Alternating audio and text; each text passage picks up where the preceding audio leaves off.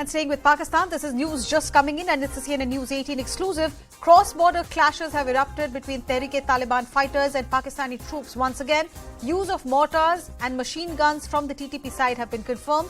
Many civilians, including children, have reportedly been injured at the Chaman border crossing area. The attacks are being launched by both the Tehrik-e-Taliban and the Afghan Taliban. The incident occurred at a time when the commander of the United States Central Command is visiting the Pakistani military headquarters. Chaman border areas are being evacuated by the local administration. Several locations on Pakistani side have been hit by mortars fired by the Afghan Taliban. It is second attack in 1 month at the cross-border area. At the start of this month, Taliban shelling had killed 7 citizens. Pathikrit Pain, our strategist analyst, is with us. Pathikrit, first reaction, how do you interpret what we are reporting right now at the Chaman border? Well, it was a foregone conclusion that over a period of time, Afghan Taliban, which actually had a veil that is different from Tehrik-e-Taliban, will be taken away. And Tehrik-e-Taliban and Afghan Taliban will be converging in what they consider to be their biggest enemy, which is the Pakistani government and the state of Pakistan. So I'm not surprised because the Pakistan government for a long time wanted to play a double game.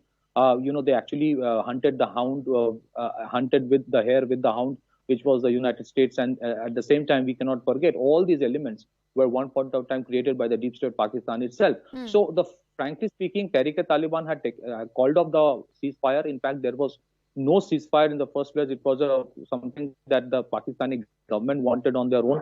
So these attacks are just probably the beginning of the biggest threat that the government of Pakistan would be facing in the last 1 decade. The reality is there is a difference between the conflict that was there between government of Pakistan and Tehrik-e-Taliban probably in the 2007 or 2008 when they had the money from the NATO and the United States to fight it out. Today, the situation is very different. Pakistan is almost a bankrupt country. It doesn't have the fund and the resources to fight against Tehrik-e-Taliban. And Tehrik-e-Taliban knows that the biggest Achilles heel for Pakistan is to hit the Chinese assets. And you would see a large number of assets of China are getting increasingly hit by Tehrik-e-Taliban, who are now converging their interest with the Baloch Liberation Front and other organizations who are inimical to the Pakistani government. So it will only add to the woes of the Pakistanis, and they are actually sowing what they have, they are reaping what they have sown for a long period of time. Yeah. These are Frankensteins which have been created by Pakistani government, so they can't cry today that they're victims of terrorism because these are the same terrorists which were created by them to be used for some other purpose, and now they've turned against the same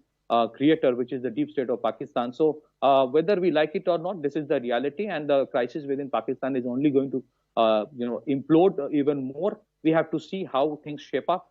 It's an evolving story. What United States does beyond this is something that we have to wait and watch and see. And we also have to wait and watch and see whether they this time around also turn up and say it is all RNAW's doing, India's deep state is involved. They actually came up with a dossier that they submitted saying the blasts that happened in Lahore, the blast that happened in Johar town, they were all handiworks of India's deep state. But here lies their own Frankenstein monster out to get them. Well, I certainly wish if it were like that, but unfortunately it's not like so. I think India has no role to play in all those things. The best thing for India to do is to actually quietly wait and watch. This thing was about to implode. It was waiting to happen. These are the entities which were there. Afghan Taliban had a huge repository of arms which the Americans have most kindly left behind. And it was only a matter of time. Many of those will be used by Afghan Taliban and the Tehrik-e-Taliban against the deep state of Pakistan itself. Because Pakistan, while on one hand actually wanted those to be used against India and Kashmir, the reality is that neither the Afghan Taliban nor Tehrik-e-Taliban ever accepted the Durand line as an international border. So they are on their own to way to actually change and alter the status quo. And there is a strong possibility that an Islamic Emirate will come up in the Swat Valley. And you might see many other places of Pakistan will start calling for liberation. I think it might seem bad or politically incorrect to say this, but unfortunately, the reality is the fun, so far as Pakistan is concerned, has just started because this is the game that they've played on others for a long period of time. Today, they're actually feeling, actually facing what they have used against others, in terms of how terrorism can wreak havoc. And Pathikrit, I think a lot number. Right. I was just asking, given the political turmoil that the country is facing, the military establishment has also seen a crisis. They've emerged from it. How do you see their response? Well, I think the Pakistan army, as I stated, were actually making the overtures for the ceasefire because they are not in a position to fight it out. They are financially bankrupt, and as it is, the Pakistan army never wanted to fight any war for a long period of time. That's why they have always outsourced the whole issue of creating turmoil in Kashmir to the jihadis. Secondly, I think the political instability within Pakistan is so profound that it is also very difficult for them to take a strong stand against the radical Islamist organizations. If they do so, then they will antagonize even those part of the people who may not be terrorists per se, but they're radical in their approach. I don't see, without the help of Pakistan, they will be in any way be in a position to actually do anything. What this can actually create, that Yemen is a great example, or Syria is a great example of how and what the non-state actors, when they become very powerful, can do in terms of wreaking havoc.